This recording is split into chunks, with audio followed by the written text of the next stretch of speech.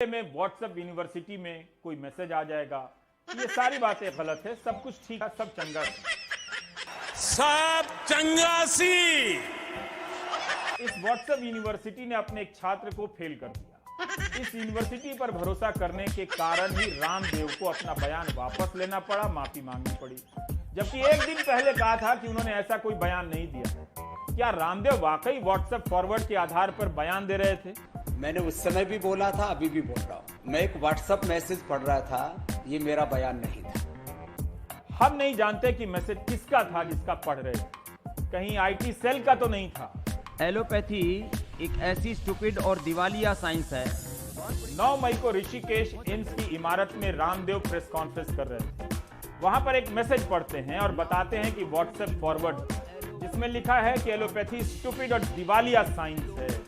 लेकिन मैसेज पढ़ने के बाद रामदेव कहते हैं कि जितने लोगों की मौत हॉस्पिटल ना जाने से हुई, ऑक्सीजन ना मिलने के कारण हुई, देखिए कैसे बात घुमाई जा रही है, उससे ज्यादा की मौत ऑक्सीजन के बावजूद हुई और एलोपैथी दवाओं के बावजूद हुई। इस बयान को लेकर फीमा ने एफआईआर कर दिया और आईएमए ने भी कड़ी निंदा कर दी।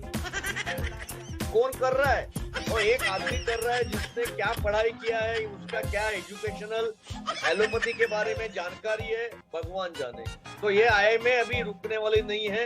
हमने लीगल नोटिस भेजा है, एफआईआर लॉन्च कर दिया है और हम जरूर पढ़ेगा। इसे सिर्फ एक बयान की तरह नहीं देखा जाना चाहिए, जिसे लेकर रामदेव ने माफी मांग ली। आईटी सेल परेशान है कि लाशों के ढेर देख रही जनता को कैसे बरगलाया जाए, भटकाया जाए, किस तरह के बहाने बनाए जाएं जिससे सरकार को जवाबदेही से बचाया जा सके। रामदेव एलोपैथी को लाखों लोगों की मौत का जिम्मेदार तो बताते हैं, लेकिन एक बार भी मोदी सरकार की नीति की नाकामी नहीं कहते। व्हाट्सएप के फॉरवर्ड मैसेज की डिजाइन पॉलिटिकल है और सरकार को जवाबदेही से बचाने की है। इसलिए रामदेव के माफीनामे से बात खत्म नहीं हो जाती है। हुकूमत के हमराहियों को पता है कि समाज ने देखा है कि लाखों लोग मरे हैं और मार दिए गए, मगर बताया गया हजारों की संख्या में। उनके इस गुस्से पर पानी डालने के लिए तरह तरह के तर्क गढ़े जा रहे हैं। दूसरी लहर नहीं आई थी तब इन्हीं रामदेव की तथाकथित दवा कोरोनिल के लॉन्च के समय परिवहन मंत्री नितिन गडकरी गए थे और स्वास्थ्य मंत्री भी। इंडियन मेडिकल एसोसिएशन ने तो स्वास्थ्य मंत्री से कोरोनिल के लॉन्च में जाने और कोरोनिल की विश्वसनीयता को लेकर सवाल उठाया था। कोई एक्शन नहीं हुआ, विवादित आंकड़ा ही सही।